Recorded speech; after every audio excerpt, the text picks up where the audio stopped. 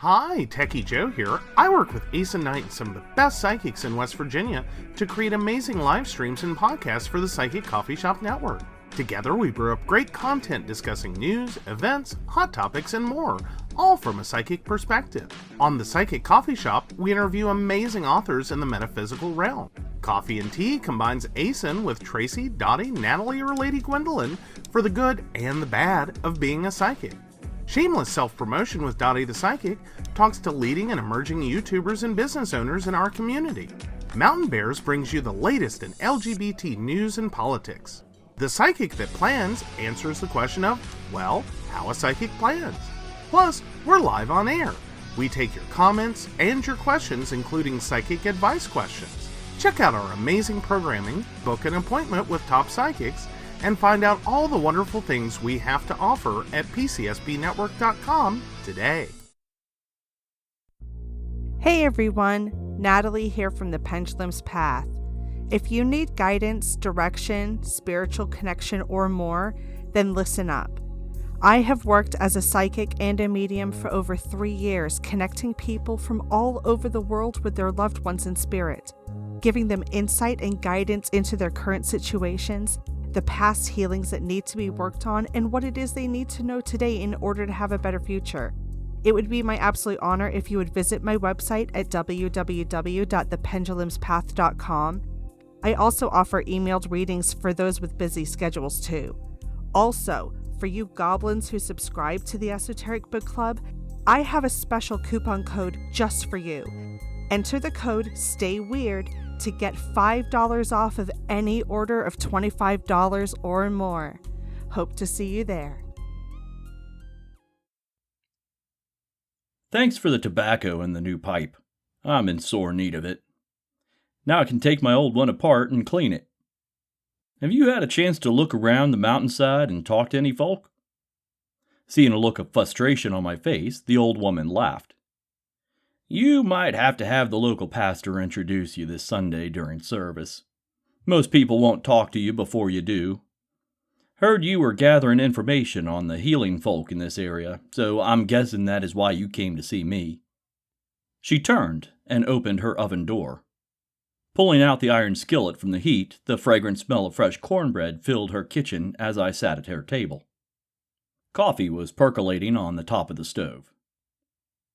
Are you here today for some recipes for healing and workings, or are you here for a reckoning? Explaining that I was planning to stay in the area for the next couple of weeks to gather information for my book, Granny Buck said she could take me out to the hillside with her tomorrow if I could meet her on her porch at 5:30 in the morning. Having settled the time for our next meeting, she gazed thoughtfully out the window for a moment.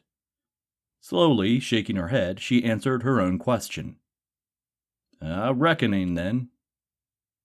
Seeing that I didn't know exactly what she meant, she explained that there were many kinds of reckonings.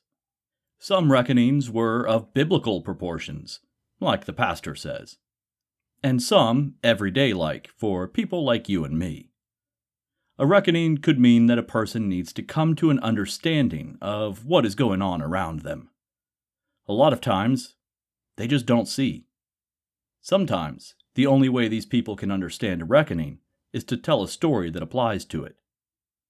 So if I was willing, she wanted to tell me a story. Cutting the cornbread, she took a small piece and threw it out of the window. It's for the critters living outside, was her explanation. Then she placed a warm piece of bread and a chunk of butter on a plate and handed it to me. A hot cup of coffee was placed by my side on the table. We ate in silence. After the meal, we sat in the kitchen by the fireplace. The old woman stoked up the fire and sat back in her chair. Smiling at me, sitting across from her, she packed some tobacco in her pipe and lit it. Staring into the fire, she began her tale. A little over 40 years ago, the area around here was mostly rocks and wood. Families had their homesteads scattered across the mountain valleys, and only people who ever saw them on a regular basis were the migrant farm workers passing through, the cunning folk out looking for herbs and such, and the mailman who drove up from Piney Ridge Post Office to deliver the mail. People around here were always looking for a bit of news they could share and talk about. This was no different than on our April morning that Marvin Lamb was found dead. Lemmy Kane, the mailman, found him all twisted in the powdered dirt and gray in the face. His head was dipped down into the darkness of the rain trench that was on the side of the house. It had rained real hard the day before, and he must have fallen in the rain and didn't get back up. Heart attack, he guessed. Seeing as how the doctor wouldn't be driving into the area to check on things for at least another week, Lemmy went inside Lamb's cabin and took the quilt off his bed to cover him up with. Then he drove 2 miles up the road to Plate's farm to get a truck and a hand to take old Marvin Lamb down to Mock's funeral home in town.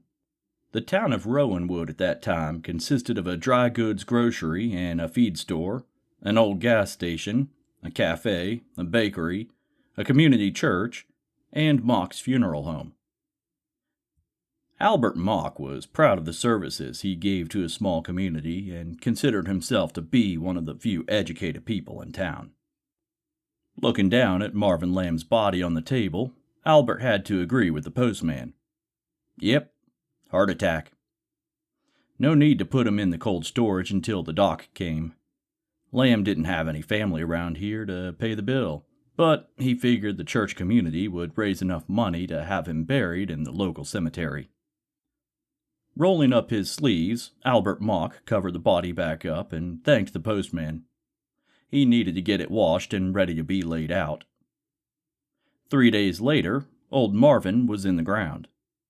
A couple of the ladies from the Church of Our Savior drove over to his home place to pack up his stuff and see if he had any addresses of family that they're in his papers.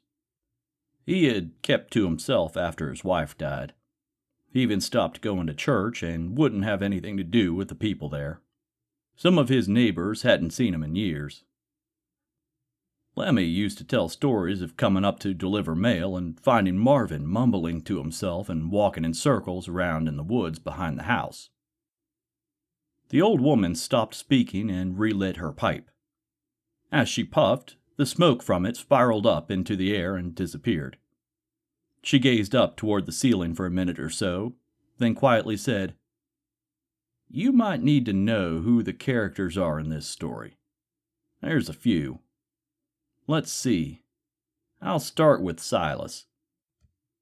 Old Silas Mabie was the local bone picker. For years he sold or traded to his neighbors many of the bones he found for their workings or charms. His mam and grandpa had taught him what to look for in the woods and hillsides, and how to clean them up. His family had a strong powwow healer bloodline, and though Silas was a bit slow, they taught him the family ways. What you just heard is an excerpt from the book Granny Buck's Dibs and Dabs, Appalachian Traditions and Magical Ways by Catherine S. Buck. This unique book is a collection of stories, lore, and magical practices gathered from around the central Appalachian region. It encompasses everything from weather and crops to how to curse an enemy or enchant a lover. This hidden knowledge was frequently passed down directly from a wise woman, often simply known as Granny, to her successor. Tonight, we will take an in-depth look at these mysteries as presented in this book. I'm your host, Jason, and you're listening to the Esoteric Book Club.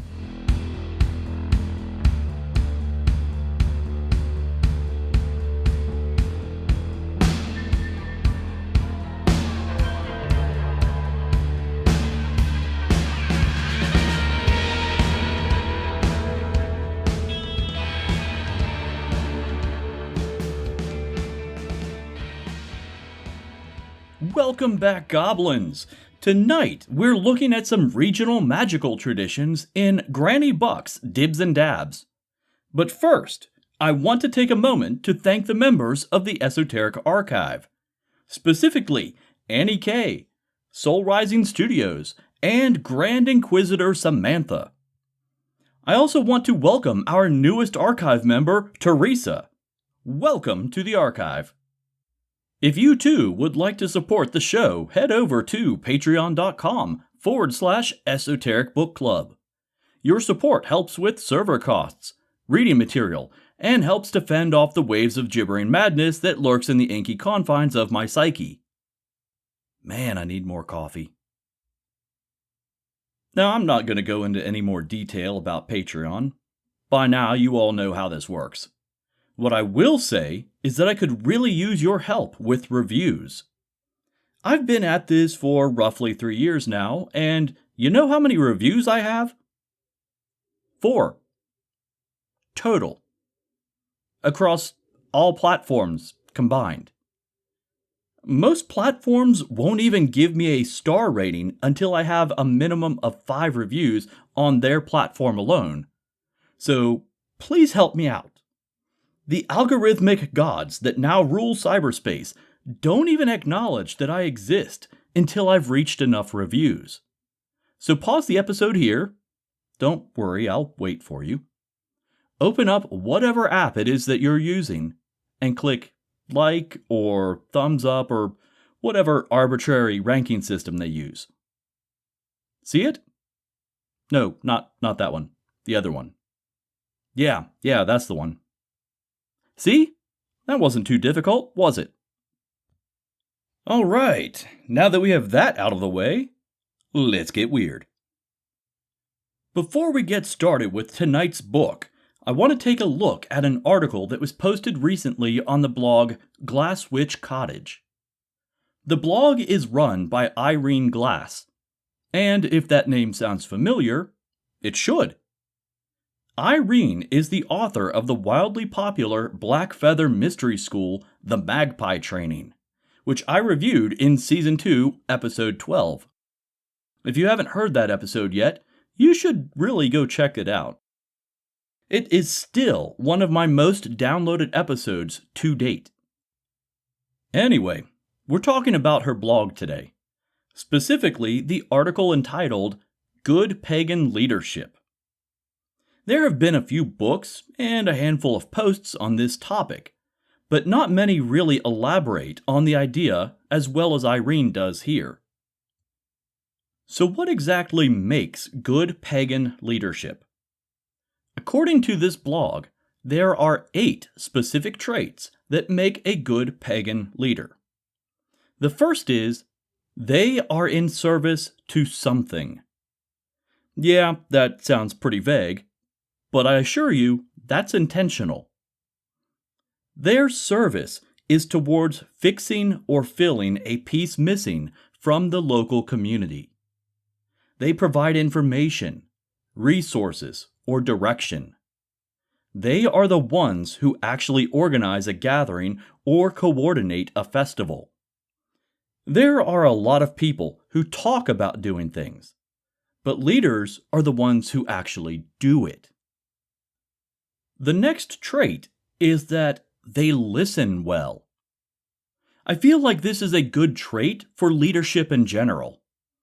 It is so common for leaders to think that they know better than everyone else. Sometimes, yes, they have information that others don't, and this will shape their decisions. Other times, they simply don't want to hear from those, quote, at the bottom, which is really bad considering that those are the people that they are serving. What Irene points out specifically is that a good pagan leader not only listens, but will adapt and change based on new information. The next aspect is that they are consistent. I'd say that this is the most difficult trait for most people today. It seems like just trying to get through the day is a slog anymore, so being able to set aside your own troubles and your own worries for someone else really makes you stand out. More importantly, a good leader has figured out a way to do so without suffering burnout. Remember what they say about a candle burning at both ends. Then again, sometimes the hardest thing for leaders to do is simply to communicate. In the article, this trait also encompasses organization. At an event, ritual, or festival, there will be times when an issue arises. At those times, leaders need to know who to contact, who is in charge of that task, and how clearly and concisely to remedy the situation. Then they have to do all of this without being overbearing or belittling under stress. This isn't always the easiest thing to do when the porta potties are overflowing, the fire dancers have caught the grass ablaze, and little Jimmy can't find his parents. Times like this directly lead to the next trait. A good pagan leader will empower others. A good leader knows that they don't have to do everything themselves. In fact, they give space to those who want to grow. This doesn't mean that they hand over the organization of an entire event to a newbie, but it does mean that they find a task that would best suit that person. They watch them and they guide them, but they also refrain from micromanaging them. These small incremental steps allow things to grow organically, which leads us to trait number 6. They play the long game. Good leaders work within their means. They begin with what is needed and then grow from there. An example from this article says, quote, "A lot of the best festivals, communities, and conferences started off really small, some of them even as campouts in a backyard somewhere, or as a discussion circle that met in a coffee shop. Those collectives didn't start by drawing 400 plus people. They started with 40 or 4. Rather than trying to go too big too soon, the leaders in charge carefully nurtured the growth of their community, event, etc., so that the foundation was strong." End quote. Start by serving what your community needs, and then grow from there. The next one listed is good pagan leaders give a fuck. But it goes a little deeper than that. Good pagan leaders know when to give a fuck. As Irene points out, there is an intrinsic nihilism to not caring about anything. Sure, it reduces stress, but people notice, and it reflects in their work. She suggests that a great leader knows when it is important to add that little bit of extra shine to something, and when you can allow something to just be. This is especially important in relation to the last trait of a good leader. They enforce boundaries. This may not actually be what you think it's going to be about. Sure, you have to enforce personal boundaries as a leader, but this aspect is about enforcing the boundaries of the group. Pagans have always been under attack from outside. There are religious groups that don't believe that we deserve the same rights and privileges as them. These individuals are only part of the problem, though. In 2023, there is still an ever-increasing threat of bigotry, hate, fascism, and all manner of intolerance from within the community. The worst part is that it is oftentimes insidious. It worms its way into our communities in various guises, but eventually the signs begin to show. It's at this time that great pagan leaders put their foot down and enforce the boundaries of the group. This could mean things get scary for a time, but it's necessary. Irene says it best. Good leaders, quote, understand the paradox of tolerance and do not allow their spaces to become the playgrounds of those who would harm the most vulnerable among us. End quote. That statement really stands on its own. There's no need for me to elaborate on it any further. If you enjoyed this topic, check out Irene's other blog posts and online workshops at glasswitchcottage.com. That's glass spelled Glasse. Hell, let's just make it easy. I'll post a direct link to the article in the show notes for you. Moving on, it's time to check out tonight's book. But first, let's hear about the author. Catherine S. Buck exists? Honestly, I couldn't find too much about her. The same short bit of information is pretty much the same across all platforms, so I'll just read it to you verbatim. Catherine S. Buck has a degree in history and belongs to 3 National Honor Societies in education. She is a member of the American Folklore Society. An avid reader, she is also a public speaker, workshop host, and has experience in talk radio and TV. That's it. That is the entirety of what I could find about the author. This is her second book, the first being a guide to tarot, and she now publishes under the imprint of Bellhaven Books. Since there's not much else to say, let's jump right into the contents of Granny Buck's Dibs and Dabs. This self-published book was released in 2019.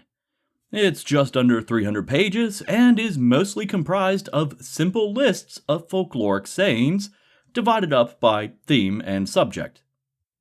One thing I can say, though, is that even though this is a self-published book, it does have a table of contents and a works cited page. It's lacking an index, but based on the structure of the book, I'm not sure that it's really needed. As we've heard previously, there are books on the market from mainstream publishers that don't have this information, so I have to give credit where credit is due. The book doesn't really have a flow to it. It has chapters with a topic or theme, none of which are really related to each other. At least, not in a strict sense. They're in here because they all fall under the purview of Appalachian folk tradition, but there's no carryover from one subject to another. In fact, in the introduction, Catherine states, quote, "This book is a little bit of this and that pertaining to Appalachian folk traditions and magical ways." I guess I really can't complain too much, since the author kind of agrees with me. The first chapter of this book is really little more than a list of phrases and lore surrounding weather. It's an interesting list, but not exactly engaging. I heard some of these truisms growing up, so it was interesting seeing that in print. One example is, "When apple or onion skins are very thin, a mild winter coming in. When apple or onion skins are thick and tough, the coming winter cold and rough." The phrase makes perfect sense, but it's quickly becoming a part of our recent agricultural past, with fewer and fewer people gardening. Another bit of weather lore that is still quite useful to everyone is, "If there are rings around the sun or moon, rain or snow will fall." If we stop to think about it, those rings are created by light being refracted through water vapor in the air. So yes, it makes sense that precipitation is inbound. There's a lot of these short sayings, but I really don't want to sit here and read through them all, so I'll read just one more that caught my eye. Most of us have seen the woolly bear caterpillar. They're the fuzzy ones in alternating black and brown bands. Growing up, I heard all kinds of sayings about their coloration. If they're solid black, it's going to be a bad winter. If they're solid brown, it's going to be a bad winter. If they're striped, well, you get the point. Basically, around here, the actual diagnostic characteristics of the coloration have been completely forgotten, and the locals just use it to justify their existential dread for the season. This book clarifies it for everyone. If the orange band, or brown depending on how you see the color, in the center of the body is narrow, it forecasts heavy snow. If the band is broad, snowfall will be mild. The quality and thickness of the black hairs indicates how cold it's going to be. So a solid black woolly bear would indicate very little snowfall, but bitter cold temperatures. A solid brown one would indicate a generally mild winter in both temperature and precipitation. It's when the colors are in balance that we need to be worried. Now this chapter isn't just how to forecast weather. There's also a few tricks to find compass points, obviously without using a compass, though I don't recommend looking for moss on trees to find true north. That trick really only works in very specific circumstances in very particular locations. After that, there is a segment on farm folklore. Some of these are more magical and some are more practical. For example, I've heard professionals say that ground pumpkin seeds mixed in with chicken feed is a great way to deworm your poultry. That lore is also in this book. That said, I can't picture the Department of Agriculture suggesting that you leave the last apple hanging from the tree to keep the devil at bay. So as the title of the book implies, there's a little bit of this and a little bit of that. One more tidbit of wisdom that I need to share with my parents, who still garden, is to plant corn during a new moon. Now, it isn't explained why in this section, but later in the book it's explained that during the new moon, the soil isn't as damp.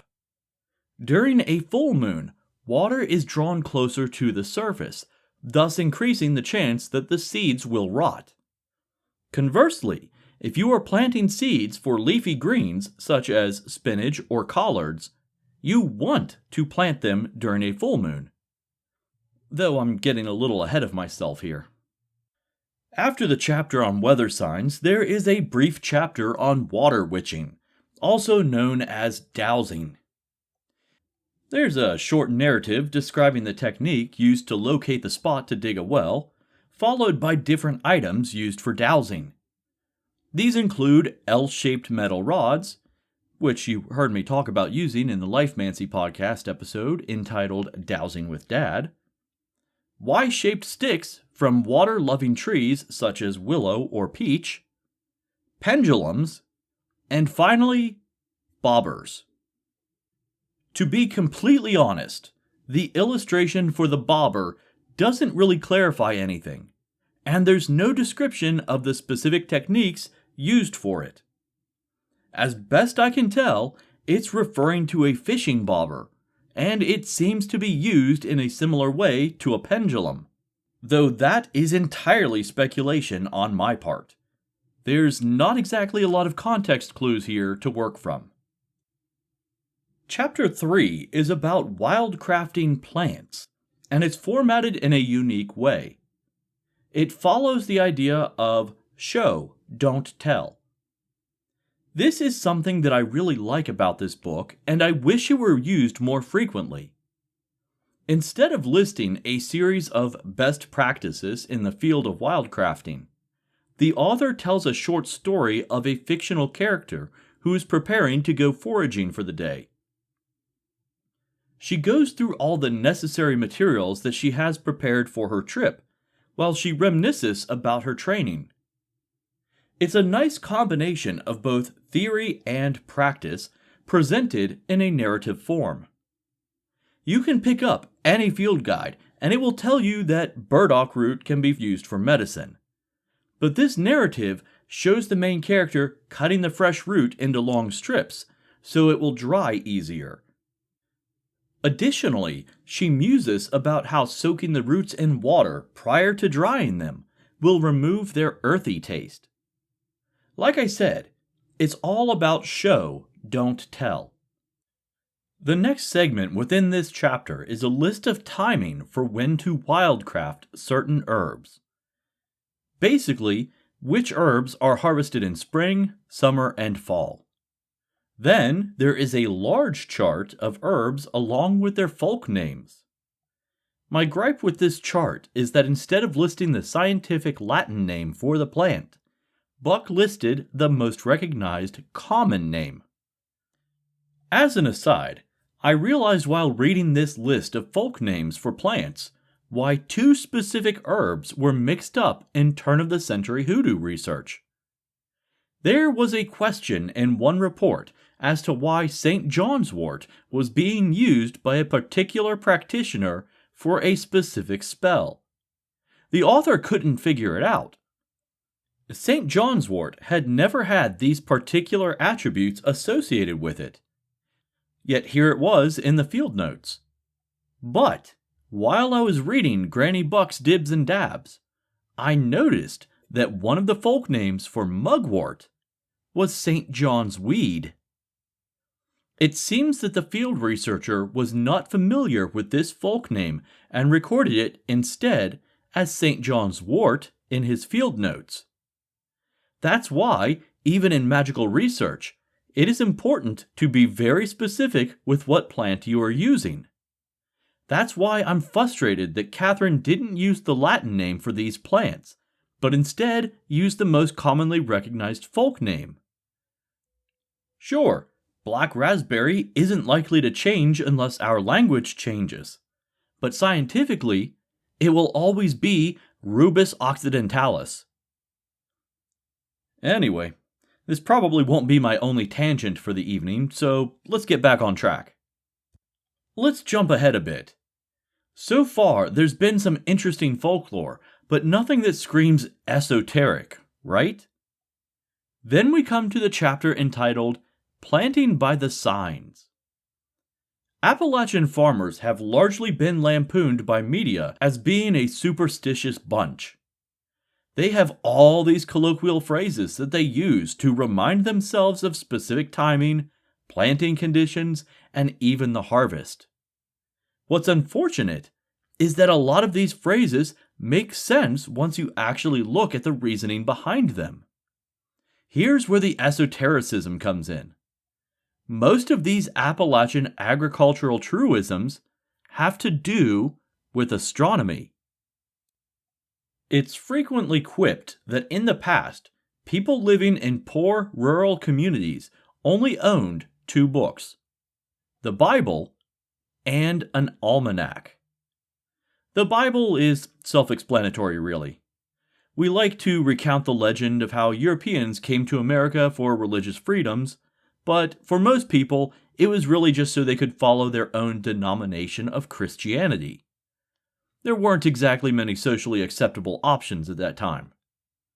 Not only that, but Christianity was working hand in hand with colonial powers, helping to destabilize newfound countries. But that's a topic for a whole other day. The almanac, though, was essential for farmers. Enough so that there were feuds started over the production and distribution of them. Seriously, there is speculation that the Jersey Devil, which was previously known as the Leeds Devil, was created to slander the descendants of Daniel Leeds. Daniel was printing almanacs using astrological symbols to help delineate timing. The local Quakers found this to be, quote, too pagan, and publicly denounced Leeds. In turn, Leeds decided to lean into the accusations and made his almanac more esoteric. Obviously, this didn't go well. The business was eventually passed down to Titan Leeds, who was directly competing with Benjamin Franklin's Poor Richard's Almanac. Franklin found the astronomical predictions to be ridiculous, so he made fake use of them in his own publications as a joke. He even went as far as to predict Titan Leeds' death in one almanac edition. This was bad enough, but when Leeds got upset by this, Franklin took it one step further and lamented the passing of Leeds, who was still very much alive. The ploy had major impact on the Leeds family, since people tended to trust Benjamin Franklin, and they assumed that Leeds was, in fact, deceased.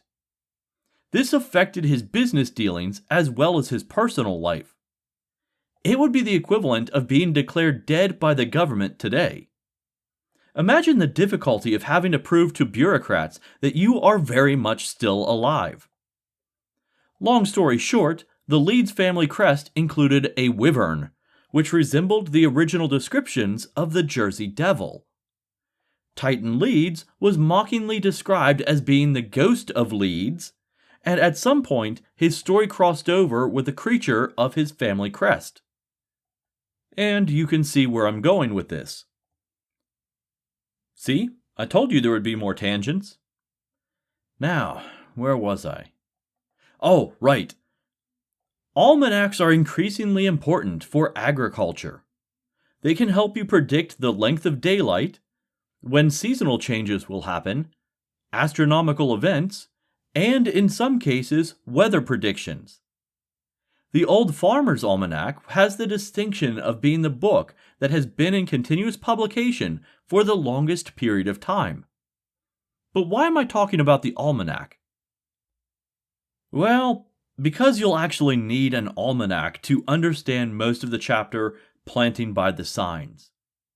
Without being able to look at an actual chart, the concept becomes a little intangible. There's also a little extra work to be done too, since there is now a 13th astrological symbol that has been added to the zodiac, and that is Ophiuchus, the serpent bearer. Basically, when the zodiac was created several thousand years ago, it was accurate. Since then, the Earth has wobbled a bit each year until we find ourselves in our current predicament. Scorpio season has been slightly reduced, and now Ophiuchus reigns in the skies between November 30th and December 17th. It's unclear when this transition actually happened, in a physical sense. But the addition of this symbol to the zodiac has been discussed for almost 100 years. It only gained traction in the 1970s, though, and it wasn't until 2011 that it got more attention. It's still not an officially recognized member of the zodiac, as far as I can tell, but for those doing astronomy rather than astrology, it is recognized. Enough so that it is included in the Old Farmer's Almanac. This makes things a little tricky, though. Each astrological sign is assigned one of 4 classical elements: earth, air, fire, or water. Ophiuchus is still so new that it's not been assigned an elemental association. For example, in this book, it says that on days with water signs, meaning Pisces, Scorpio, and Cancer, you should plant above-ground leafy annuals. On Earth days, you plant below-ground vegetables such as potatoes or carrots. Without knowing what element is assigned to Ophiuchus, it's hard to determine what you need to plant. The good news is that it seems that Ophiuchus only shows up about one day out of every month. So maybe just skip that day and rely upon the moon phase instead. That leads me to the next part, and that is planting by the moon phases. Each phase is also associated with an element, so the idea is to match the lunar element with the zodiac element to achieve the best results. For example, the first and second quarter of the moon, so the half moon growing into a full moon, are associated with water. You would want to look at the calendar in the almanac and find a day that is associated with a water sign during this lunar phase, and plant above-ground leafy vegetables. To put this into practice, in my region, the last frost date is May 15th. So sowing seeds after this time should be safe. Looking in the almanac, I see that the first quarter of the moon begins on the 27th of May. Now, for the rest of the month, the signs are Leo and Virgo, neither of which are water signs. Jumping forward to June 3rd, though, we have a full moon and a day that is in Scorpio, which is a water sign. So if you want to plant leafy vegetables in 2023, the earliest astronomical date to sow the seeds is June 3rd. Man, time is flying, so if I don't hurry this up, we're going to be here for several hours.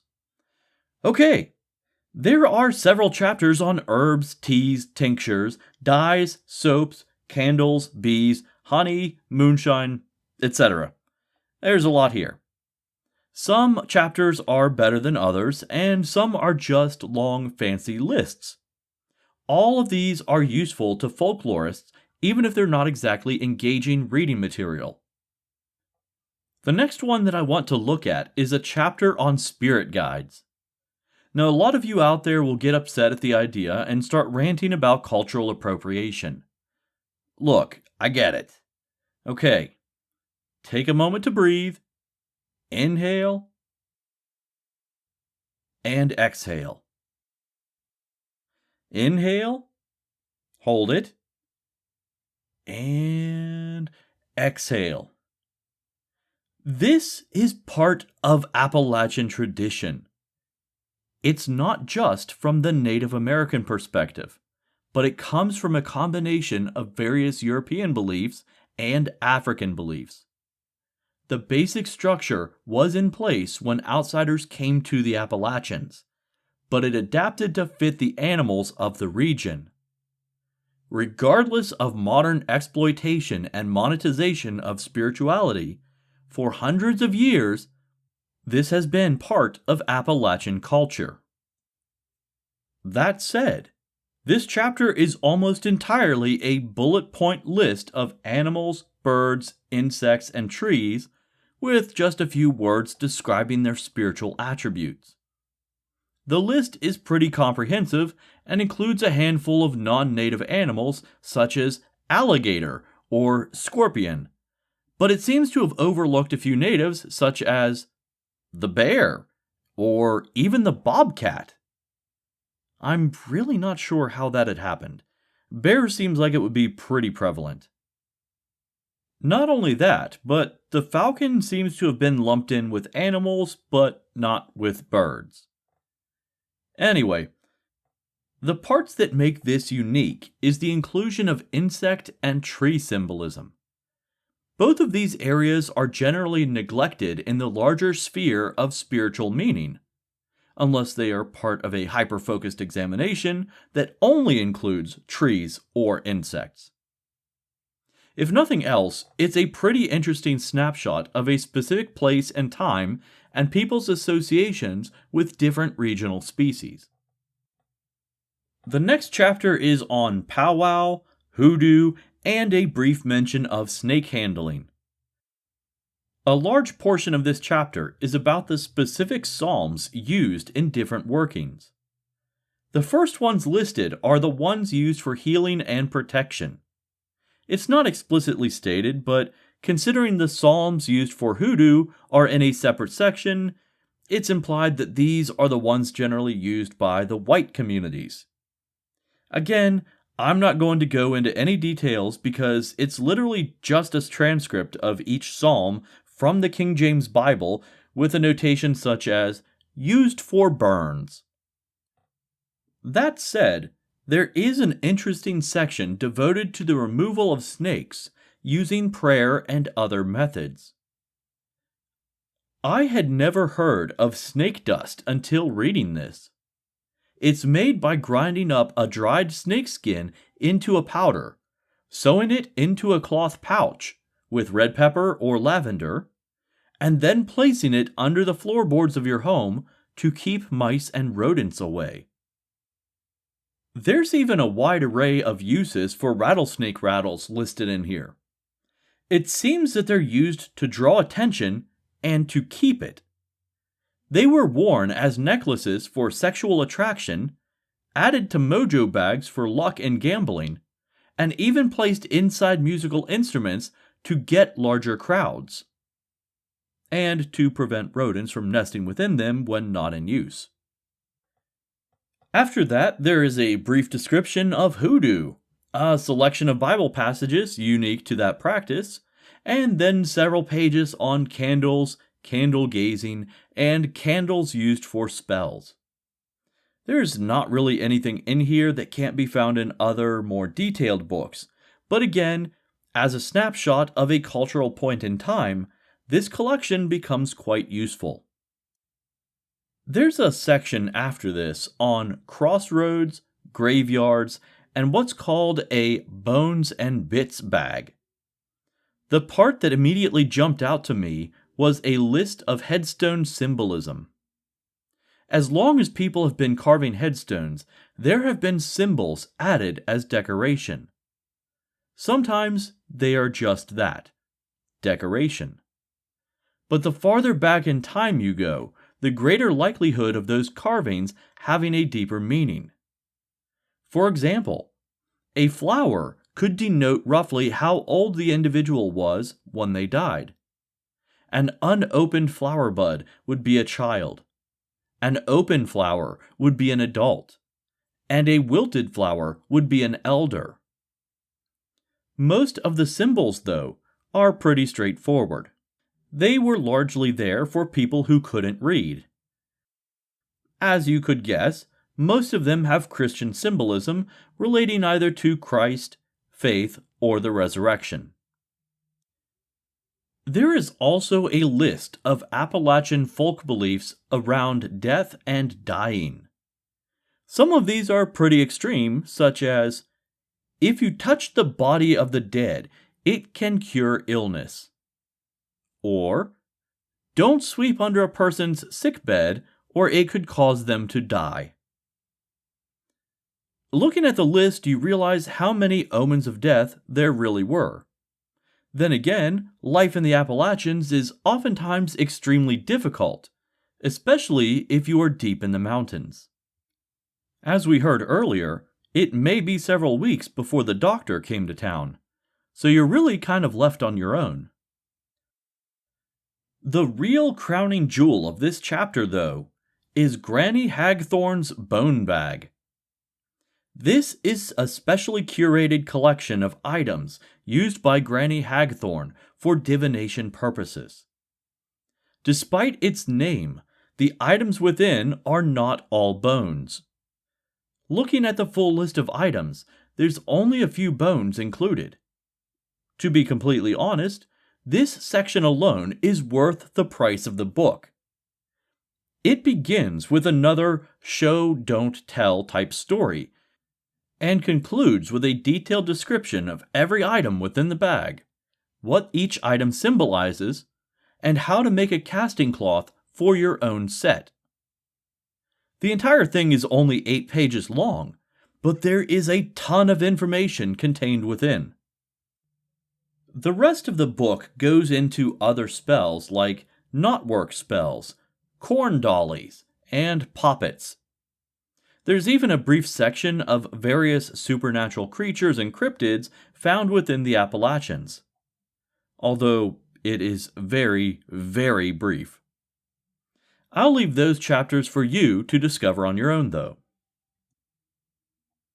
So what do I think of this book? The book itself isn't poorly written, but it doesn't exactly elaborate on very much information. The story sections are quite engaging, and as I've mentioned several times in this review, they serve a very important purpose. In fact, they are written following Appalachian storytelling tradition, so they really draw you into the narrative. The information within isn't necessarily incomplete, but it sometimes feels that way because it's so sparse. I wish there was a bit more attention paid to the overall flow and grouping of the chapters, but honestly, what's there doesn't really detract from the book itself. It's difficult to review this book because, on one hand, I learned a lot, but on the other hand, it feels incomplete. I'm not even sure how to describe it. I really liked the book. There's a lot of information in there, but I feel unfulfilled after reading it. I think the best way to describe it is to say that it is a phenomenal supplemental text. Think of it like a multivitamin. Sure, it's got everything you need for the day packed into one convenient capsule. But I still want to eat my regular meals. The vitamin is extremely helpful, it's just not very satisfying. And that's kind of where I am with this book. So if you're doing research into Appalachian folklore, folkways, or regional magical traditions, 100% you need to pick up this book. If you want something that you can sit down and enjoy reading before bed, you may want to look into another author. Either way, links to this book will be in the show notes. As always, special thanks to Sarah Rudy and her band Hello June for allowing me to use the song Fight Don't Fight for intro and outro music. You can find more of their work at bandcamp.com or at wearehellojune.com. The Esoteric Book Club is on Instagram and Facebook, but there's not a ton of activity on either platform. I tend to use Facebook more, but there's still just not a lot of engagement. That said, please leave me a review if you enjoy the show. If you want to support the show, remember that I do have a Patreon page where you can get early access, extended episodes, and now exclusive access to the Esoteric News Briefs. Some of you may be wondering, how is he going to do an episode extension if he just finished reviewing the book? Well, loyal goblins, patrons are getting a separate review of the book Pagan Portals, Brigid, Meeting the Celtic Goddess of Poetry, Forge, and the Healing Well. This is in celebration of Imbolc, which took place on February 2nd. Modern pagans celebrated on February 1st. Traditionally, the timing is a bit more fluid, but we'll get into that. So, for the rest of you, until next time, remember, stay weird.